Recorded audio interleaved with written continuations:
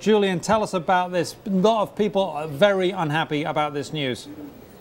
Well, this came out in a report. It was sort of buried in a report about mishandling of remains at Dover Air Force Base. They kind of said in passing that it stretched back for a time, and they gave a timeline in this report that talked about the remains of people from victims of the 9/11 attacks at the Pentagon and at Shanksville that were disposed of. They couldn't be identified, so they were cremated and then disposed of in a landfill. This was a common practice by the Pentagon until about 2008.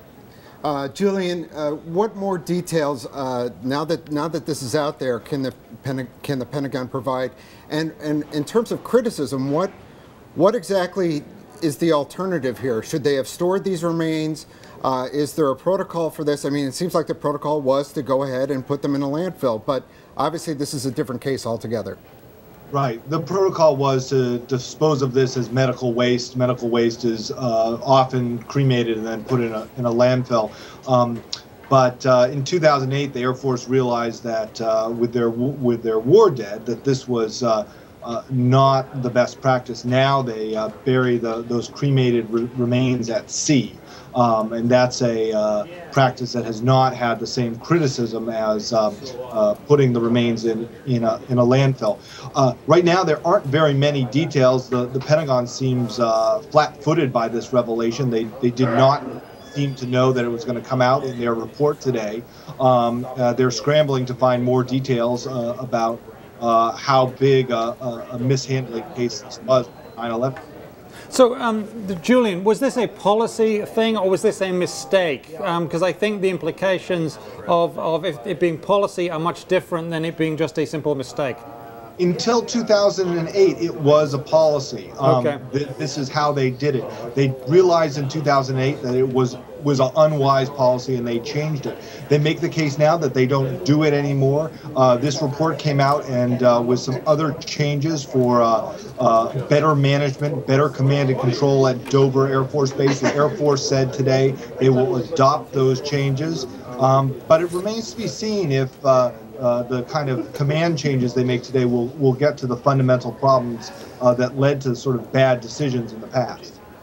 Julian, what kind of, has anybody in Congress spoken out about this? Has anybody called for Yes. actually, going back and maybe going through these landfills and giving these remains possibly a more proper disposal?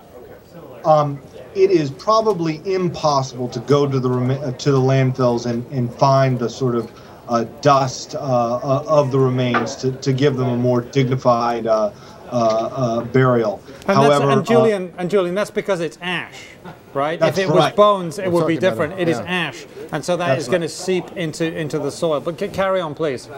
Yeah, Rush Holt, the Democratic representative from New Jersey, who was one of the first to raise alarm bells about this practice, came out today calling for a much fuller accounting in the wake of these revelations of what happened, wants an investigation to look backwards and see how many times this happened, what can be done to fix it. Okay, and what do you think is going to happen in terms of personnel? Do you think some people are going to get fired over this, or do you think there's just going to be some sort of a bit of red faces all around?